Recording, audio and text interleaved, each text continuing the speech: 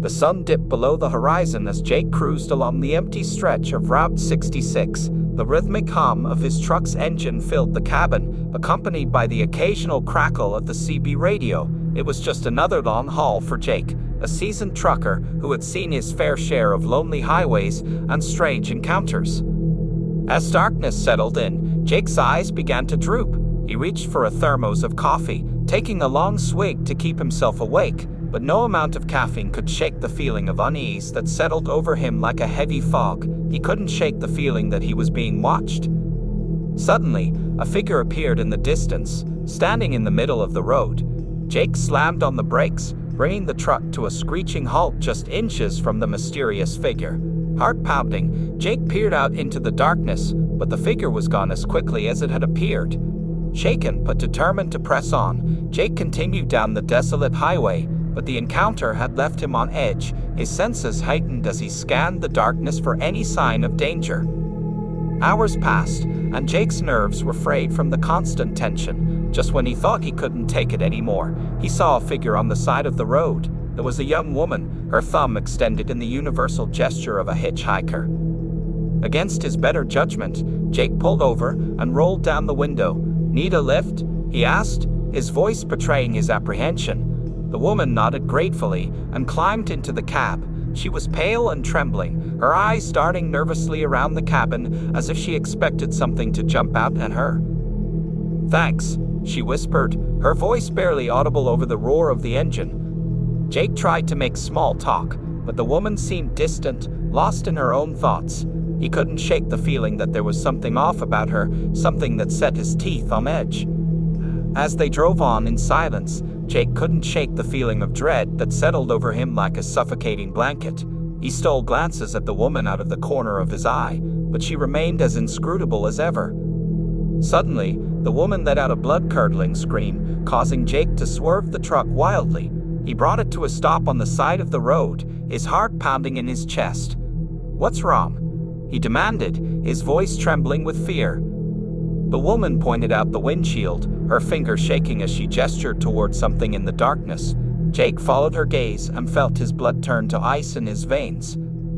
Standing in the middle of the road was the same figure he had seen earlier, the one that had nearly caused him to crash his truck. But this time, it was closer, its features illuminated by the truck's headlights. It was a man, tall and thin, with sunken eyes that seemed to glow in the darkness. Jake could feel the hairs on the back of his neck stand on end as he stared at the figure, paralyzed with fear. And then, in the blink of an eye, the figure was gone. It vanished into thin air, leaving behind nothing but the echo of the woman's terrified scream. Shaken but determined to press on, Jake put the truck back into gear and continued down the highway. But the encounter with the mysterious figure had left him rattled, his mind racing with questions that had no answers. As they drove on in silence, Jake couldn't shake the feeling that they were being followed. He stole glances at the rearview mirror, but there was nothing behind them except the empty road stretching out into the darkness. Finally, they came upon an abandoned motel, its windows shattered and its doors hanging off their hinges. It was a bleak and desolate sight, but it offered the promise of shelter from whatever lurked out in the darkness. Jake pulled the truck to a stop in front of the motel and cut the engine. He turned to the woman, who was staring at the building with wide eyes. "We'll spend the night here," he said, his voice firm despite the fear that gnawed at his insides. The woman nodded silently, her hands trembling as she reached for the door handle. Together, they stepped out into the darkness and made their way toward the dilapidated motel. Inside the motel, Jake and the woman found a room that looked relatively intact. It was dusty and musty, but it offered the promise of a few hours of respite from the horrors that lurked outside. As Jake settled onto the lumpy mattress, he couldn't shake the feeling of unease that settled over him like a suffocating blanket. He tossed and turned, his mind racing with thoughts of the mysterious figure that had haunted them since they had set out on the road. And then, just as he was on the verge of drifting off to sleep, he heard it, a soft whispering sound like the rustling of leaves in the wind. He sat up, his heart pounding in his chest as he strained to listen. The whispering grew louder, filling the room with an eerie cacophony of voices. Jake felt a chill run down his spine as he realized that the voices were coming from right outside the door. With trembling hands, he reached for the doorknob and pulled it open. What he saw on the other side made his blood run cold. Standing in the hallway was a ghostly apparition, its form shifting and shimmering in the dim light.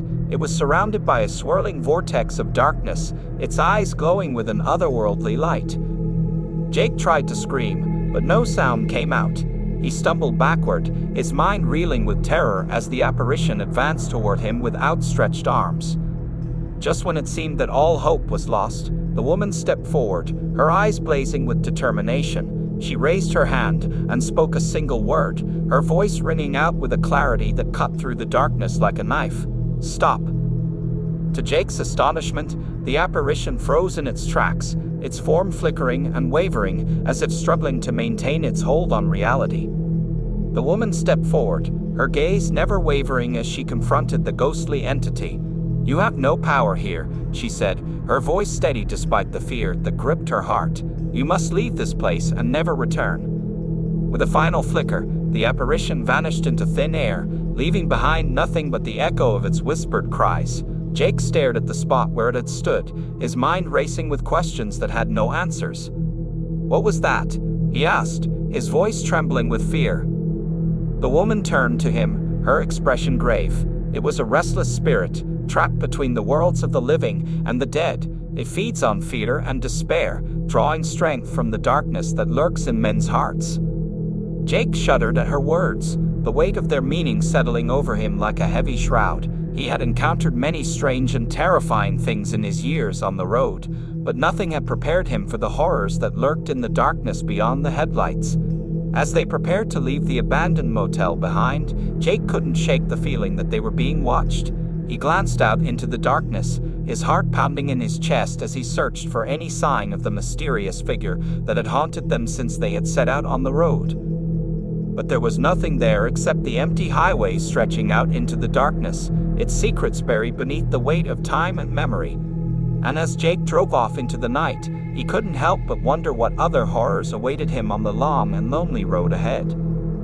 Little did he know, the spirits of Route 66 were watching, their restless souls forever bound to the winding highway that stretched on into eternity.